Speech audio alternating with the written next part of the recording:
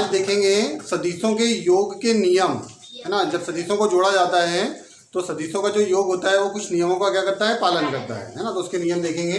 तो सबसे फर्स्ट है आपके पास में त्रिभुज नियम, सदिशों के योग का त्रिभुज नियम।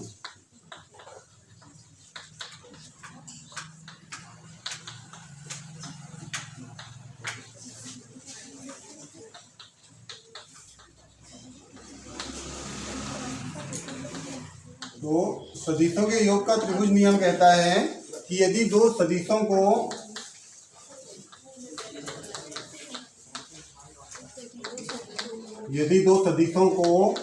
किसी त्रिभुज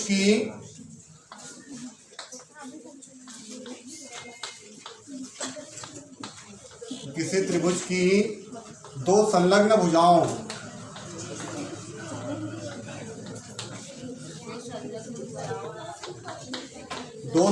भुजाओं पर स्थित किया जाए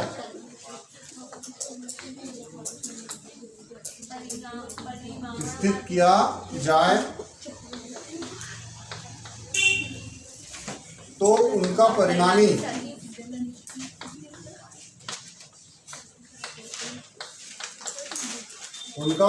सदिश जो रहेगा, मतलब दोनों का जो योग रहेगा, उनका परिणामी सदिश तीसरी भुजा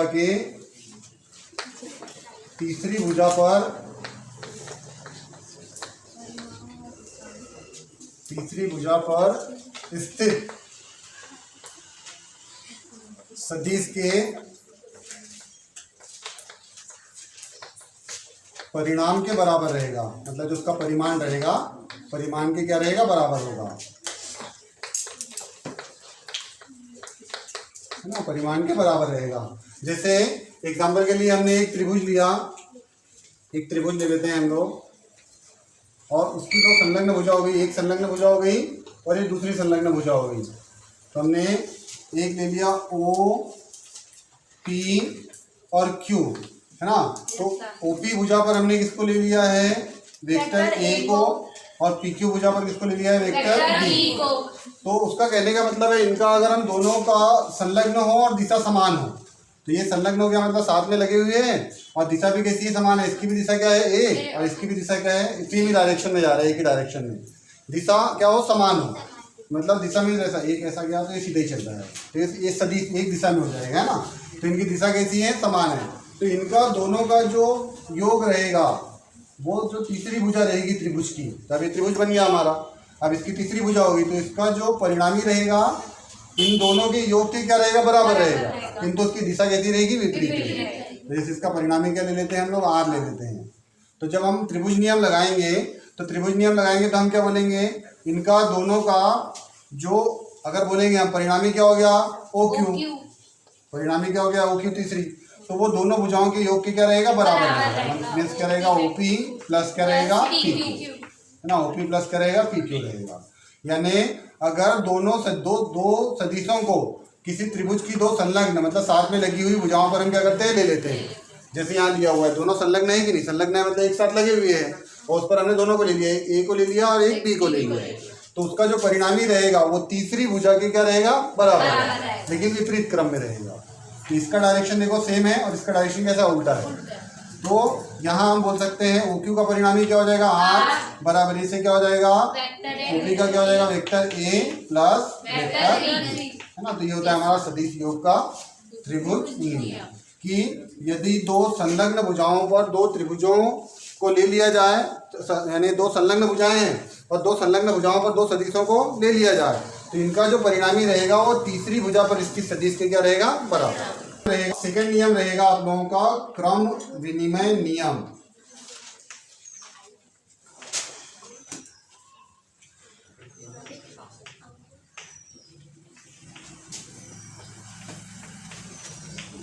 सेकंड रहता है क्रम विनिमय नियम। तो जो सदिशों का योग होता है वो क्रम विनिमय नियम का क्या करता है, पालन करता है। दो सदिशों को जोड़ने का क्रम बदल दिया जाए तो भी उनका योग कैसा रहता है, समान है ना। सिंपल सा नियम है, यदि दो सदिशों को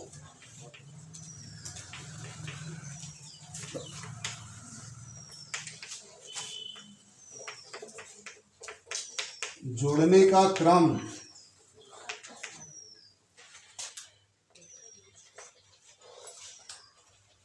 बदल दिया जाए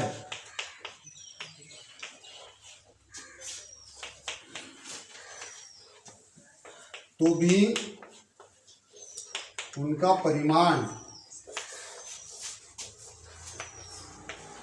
जो परिमाण है वो कैसा रहता है, समान रहता है।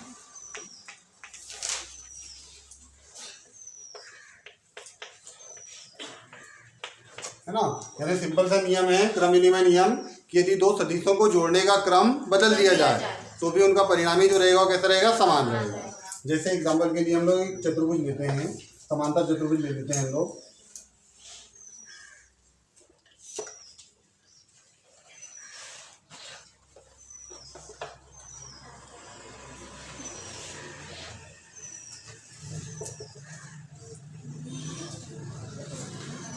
हमने एक समांतर चतुर्भुज ले लिया, O P Q S, O P Q S. अब हम क्या करते हैं, इसकी दो भुजाओं पर, दो भुजा कौन सी होगी हमारी, ओपी, तो ओपी भुजा पर हम क्या ले लेते हैं, एक सदिश को ले लेते हैं वेक्टर ए, इस डायरेक्शन में ले लेते हैं। ठीक है, इसकी दिशा इस डायरेक्शन में ले लेते हैं। अब दूसरे की दिशा इस डायरेक्शन में ले लेते हैं, सीधी सीधी डायरेक्शन में। तो पी क्यू पर क्या ले लेते हैं हम लोग, वेक्टर डी, इसका भी डायरेक्शन ये हो जाएगा। अब यदि हम इसका परिणामी निकालें, यानी ओपी और पी क्यू का परिणामी निकालते हैं, तो इसका परिणामी क्या हो जाएगा, विपरीत दिशा में हो जाएगा कि नहीं, त्रिभुज नियम के अनुसार। तो इसका परिणामी यहाँ से आएगा बीच से, ये इसका परिणामी हो गया। तो परिणामी जो रहेगा, त्रिभुज नियम ने क्या बोला है, परिणामी जो रहेगा वो दोनों सदिश के परिमाण के बराबर रहेगा, किंतु दिशा कैसी रहेगी, विपरीत रहेगी। ये ऐसा गया, ये ऐसा गया, तो इसकी दिशा क्या हो जाएगी, ऐसी हो जाएगी, यहाँ आ जाएगा। तो इसका परिणाम क्या हो जाएगा, आर हो जाएगा। ठीक है। अब जब ये चूंकि एक समांतर चतुर्भुज है, इसलिए ओपी के समांतर क्या रहेगा, एस क्यू। तो ये अगर ए है तो ये भी क्या रहेगा आपका, ए ही रहेगा, वेक्टर ए हो जाएगा। इसकी भी दिशा ऐसी हो जाएगी। अब यहाँ देखो, ये हमारे पास में क्या है, पी क्यू, पी क्यू के समांतर कौन है, ओ एस, तो ये भी क्या हो जाएगा हमारा, वेक्टर बी हो जाएगा, वेक्टर बी हो जाएगा। और इसका भी डायरेक्शन देखो, इसका भी ऐसा है तो इसका भी डायरेक्शन क्या रहेगा, ऐसा ही रहेगा। ठीक है। तो अब हम देख रहे हैं समांतर चतुर्भुज ओ पी क्यू एस में पहली बात तो हमारे पास में हमने क्या किया है, ओपी व पी क्यू, ओपी व पी क्यू भुजा पर दो सदिश लिए हमने। दो सदिश कौन से हैं हमारे, ए वेक्टर ए व वेक्टर बी स्थित है। ठीक है, ये हमारे पास में स्थित है। अब चूंकि समांतर चतुर्भुज है, इसलिए ओपी बराबर है किसके, आपके एस क्यू के, ओपी बराबर है किसके, एस क्यू के। और ये ए है, इसलिए पूरा क्या रहेगा, दोनों क्या रहेगा, ए ही रहेगा, वेक्टर ए। इसी प्रकार यहाँ पी क्यू समांतर है किसके, एस ओ एस के, ये भी दोनों बराबर रहेंगे, तो हम क्या बोल देंगे, पी क्यू इज इक्वल किसके हैं अपने पास में, ओ एस के, ओ एस के। और इसका भी वैल्यू कितना रहेगा हमारे पास में, बी, वेक्टर बी। यानी ये हो गया ए, तो ये क्या हो जाएगा, ए समांतर है। ये हो गया बी, तो ये भी क्या हो जाएगा, बी। अब हम क्या करते हैं, यहाँ से लेते हैं त्रिभुज ओ पी क्यू, त्रिभुज ओ पी क्यू में क्या करते हैं, त्रिभुज नियम लगाते हैं, सदिशों के योग का त्रिभुज नियम।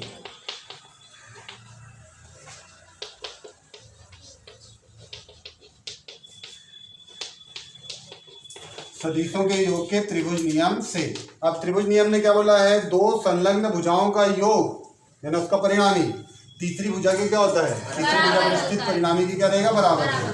तो हम क्या बोल देंगे, आर या ऐसा बोल सकते हो, OP plus P Q plus O Q ना इज इक्वल क्या रहेगा, ओ क्यू। यानी इनका दोनों का योग इसके क्या रहेगा, बराबर रहेगा, बराबर रहेगा किसके, ओ क्यू के। ठीक है। तो यहाँ बोल देते हैं हम क्या हो जाएगा वेक्टर ए, ओपी का वैल्यू वेक्टर ए, यहाँ क्या हो जाएगा प्लस वेक्टर बी, और इनका दोनों का परिणामी क्या है वेक्टर। इसका इक्वेशन आई बात समझ में। यहाँ त्रिभुज नियम लगाया अपन ने, कुछ नहीं किया। त्रिभुज ओ पी क्यू में त्रिभुज नियम लगाया तो ए प्लस बी इक्वल क्या आ गया आर। अब इसी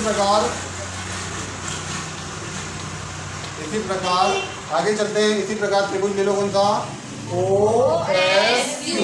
इसी प्रकार त्रिभुज ओ एस क्यू में त्रिभुज नियम लगा दो यहाँ भी सदिशों के योग का त्रिभुज नियम से। तो सदिशों का योग का त्रिभुज नियम लगाएंगे तो यहाँ पे भी क्या हो जाएगा O S plus S Q ना। तो O S plus S Q is equal क्या आ जाएगा हमारा ओ क्यू। इज इक्वल क्या आ जाएगा ओ क्यू, यानी इनका दोनों का योग ये परिणामी के क्या रहेगा बराबर रहेगा।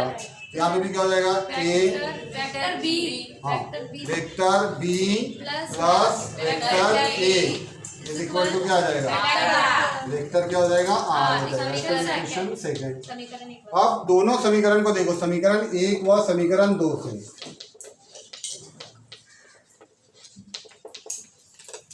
समीकरण एक और समीकरण दो को देखो। समीकरण एक राइट हैंड साइड क्या है आर है, इसका भी राइट हैंड साइड क्या है आर है, मतलब दोनों के राइट हैंड साइड कैसे है इक्वल है। अब राइट हैंड साइड इक्वल है तो लेफ्ट हैंड साइड को इक्वल रख देंगे तो क्या हो जाएगा ये लेफ्ट हैंड साइड इक्वल है क्या, राइट हैंड साइड इक्वल है तो लेफ्ट हैंड साइड को इक्वल कर दो। Vector A plus vector B is equal vector B plus vector A. तो दोनों का क्रम बदल रहा है कि नहीं जोड़ने का। पहले ए है, ए प्लस क्या है बी, और दूसरे बार क्या है बी प्लस ए। तो क्रम बदल गया लेकिन योग में कोई परिवर्तन हुआ क्या। तो यही बोलता है सदिशों के योग का क्रम इन्हें में नियम कि यदि दो सदिशों को जोड़ने का क्रम उलट दिया जाए, जोड़ने के क्रम को क्या करते हैं उलट दें, तो भी जो उनका योग रहेगा वो कैसा रहता है बराबर है कि नहीं। A plus B is equal to क्या आया बी प्लस ए। अब थर्ड रहेगा सदिशों के योग का साहचर्य नियम।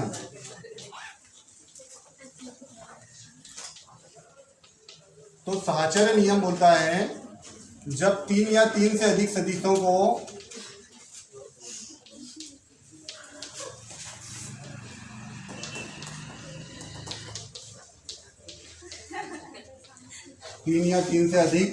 को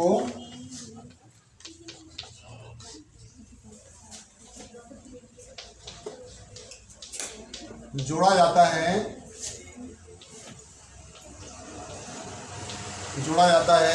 तो अवयवी सदिश को अवयवी सदिशों का अवयवी सदिशों के समूह बनाने का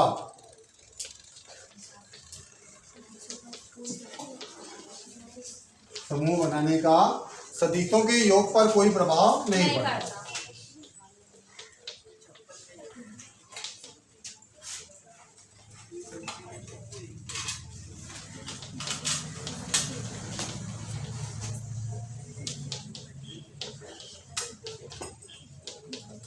प्रभाव नहीं पड़ता मतलब जो सदिशों का योग है, अगर हम सदिशों का योग करें तो उनका जो सदिशों का योग रहेगा उस पर उनके समूह बनाने का कोई प्रभाव नहीं पड़ेगा। जैसे एग्जाम्पल के लिए अपन ने बोला, उसका कहने का मतलब ये अपन ने दो सदिशों का समूह बना लिया, तीन या तीन से अधिक सदिश लेते हैं तो दो का अपन ने समूह बना लिया vector A plus vector B, समूह बना लिया मतलब कोष्टक के अंदर रख दिया, और प्लस सी को अपन ने क्या कर दिया बाहर रख दिया, ये ऐसा हो गया।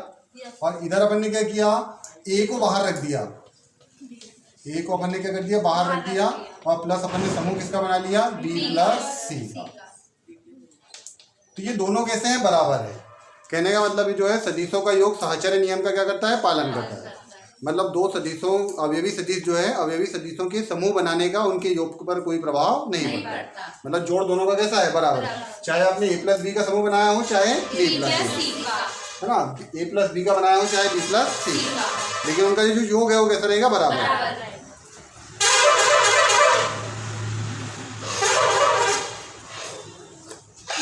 अब अब इसके लिए हम क्या करते हैं, 3 सदिश लेते हैं, क्योंकि 3 या 3 से अधिक सदिश लेना है हमको। तो एक सदिश लिया हमने, एक सदिश लेते हैं हम ओ पी, दूसरा सदिश लेते हैं हम पी क्यू, और तीसरा सदिश लेते हैं हम लोग क्यू आर। 3 सदिश हो गए कि नहीं हमारे पास में। एक सदिश का ले लिया हमने वेक्टर ए, दूसरा सदिश क्या हो गया वेक्टर बी, और तीसरा सदिश क्या हो गया हमारा वेक्टर सी। 3 सदिशों को ले लिया हमने। अब क्या करते हैं, यहाँ से थोड़ा सा डेफिनेशन दे देना आप लोगों ने। माना कि ओ पी, पी क्यू और क्यू आर, और हमने 3 सदिशों को ले लिया क्या, ए बी और सी को। अब यहाँ से क्या करना, पहले आप एक ले लिया ए, दूसरा क्या ले लिया बी। अब ए बी के साथ इसका परिणामी बना लो सी। इसका परिणामी क्या बना लेंगे हम लोग, सी। तो त्रिभुज क्या बन जाएगा हमारा, ओ पी क्यू। तो सबसे पहले क्या करना, त्रिभुज ओ पी क्यू में क्या करना, त्रिभुज नियम लगा देना, सदिशों के योग का त्रिभुज नियम। अब यहाँ त्रिभुज नियम लगाओगे तो त्रिभुज नियम लगाएंगे तो क्या हो जाएगा हमारा, O P plus P Q बराबर से हमारा क्या हो जाएगा, ओ क्यू। तो क्या हो जाएगा, O P plus P Q is equal to क्या हो जाएगा, ओ क्यू हो जाएगा। अब ओपी का कितना हो गया, A plus B, vector A plus vector B बराबर इसे क्या आ जाएगा, ओ क्यू आ जाएगा। आ जाएगा कि नहीं आप लोगों का। देखो इधर देखो, ओपी यहाँ लगाएंगे हम त्रिभुज नियम ओ पी क्यू में, तो हम क्या बोलेंगे, ओपी धन पी क्यू बराबर आ जाएगा किसके, ओ क्यू के। आ जाएगा कि नहीं। तो ओ क्यू का मान कितना आ गया, यहाँ लिख दो उसको, vector A plus vector B आ गया हमारे पास में। ठीक है, यही बात समझ में यहाँ तक के। अब इसके बाद क्या करना, अब ए प्लस बी तो है, अब साथ में सी को लेना है, तो इसको मिला देना।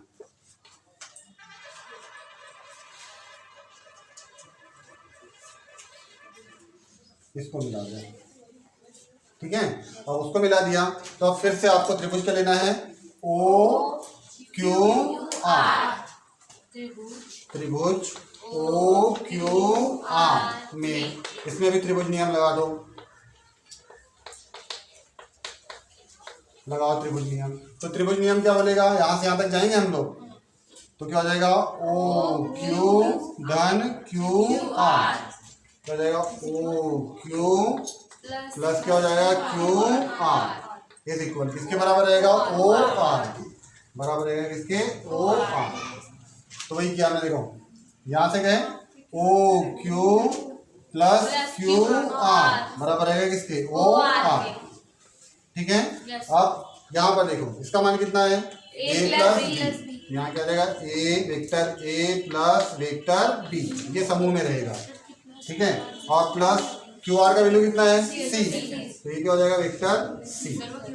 हाँ, अब क्यू आर पे, अब यानी इसका ओ क्यू का क्या हो गया, समूह बन गया ओ क्यू, और प्लस क्या हो जाएगा, क्यू आर, है ना। ओ क्यू प्लस क्या हो जाएगा, क्यू आर। तो ओ क्यू का कितना है, ए प्लस बी, और प्लस क्या हो जाएगा, सी, और बराबर आएगा किसके, ओ आर के। बराबर क्या आ जाएगा हमारा, ओ आर के। वेक्टर क्या हो जाएगा, ओ आर। इसको इक्वेशन फर्स्ट ले लो। अब इसके बाद क्या करते हैं, यहां से देखो, अब हम क्या करते हैं, बी और सी को लेना है। इधर देखो, बी और सी को, तो बी और सी आ गया, और इसको मिला दो आप, ये भी एक त्रिभुज बन जाएगा आपका। क्या हो जाएगा, त्रिभुज पी क्यू आर। अब क्या करो, त्रिभुज पी क्यू आर में इसमें भी क्या करो, त्रिभुज नियम लगा दो। लगाओ इसमें त्रिभुज नियम, क्या हो जाएगा बोलो, बी पी क्यू धन क्यू आर बराबर हो जाएगा किसके, पी आर के। P Q plus Q R बराबर हो जाएगा किसके, पी आर के। हो जाएगा, है ना। अब इसका मान कितना है, बी प्लस क्या हो जाएगा, सी। तो समूह बना लेंगे बी प्लस सी, है ना। बी प्लस सी बराबर क्या हो जाएगा, पी आर। ये पी आर की जगह, जहाँ पी आर है ये हमारा पी आर की जगह क्या आ जाएगा हमारा, वेक्टर बी प्लस सी, मतलब समूह बन गया हमारा। ठीक है, अब समूह बन गया। अब आपको क्या करना है, समूह बन गया। तो अब आपको ये त्रिभुज ले लेना है ओ पी आर, ये वाला ओ पी आर त्रिभुज क्या हो जाएगा, त्रिभुज ओ पी आर नहीं, इसमें भी त्रिभुज नियम लगा दो। अब इसमें त्रिभुज नियम लगाएंगे तो क्या हो जाएगा बोलो, पहला क्या हो जाएगा ओपी प्लस क्या हो जाएगा पी आर, ओपी प्लस क्या हो जाएगा P R, OP plus P R बराबर इसी क्या हो जाएगा ओ आर, बराबर क्या हो जाएगा ओ आर, है ना। आप वैल्यू रख दो, ओपी का कितना है ए, तो vector A plus P R का कितना है हमारा अभी निकाला हमने, वेक्टर ना कोष्टक के अंदर समूह बना के vector B plus vector C is equal to क्या आ जाएगा हमारा ओ आर। इसका तो इक्वेशन सही है। अब समीकरण 1 और समीकरण 2 देखो, दोनों को देखो। समीकरण 1 देखो क्या है, vector A plus vector B समूह बना लिया है, प्लस क्या है सी बराबर है किसके ओ आर। और यहाँ देखो वेक्टर ए को बाहर कर दिया और समूह किसका बना दिया बी प्लस सी बराबर है किसके ओ आर। तो दोनों के राइट हैंड साइड देखो, इसका भी राइट हैंड साइड क्या है और इसका भी राइट हैंड साइड क्या है, तो दोनों के राइट हैंड साइड इक्वल है, लेफ्ट हैंड साइड को इक्वल रख दो। तो क्या हो जाएगा हमारा वेक्टर ए प्लस बी ये समूह बना लेना है और बाहर किसको रख देंगे वेक्टर सी। ये देखो इधर क्या आया हमारा वेक्टर ए हमारा बाहर है और समूह के अंदर कौन है plus vector B plus vector C में दो सदिशों के योग पर अवयवी सदिशों के समूह बनाने का कोई प्रभाव नहीं है। और ये हमको है ना।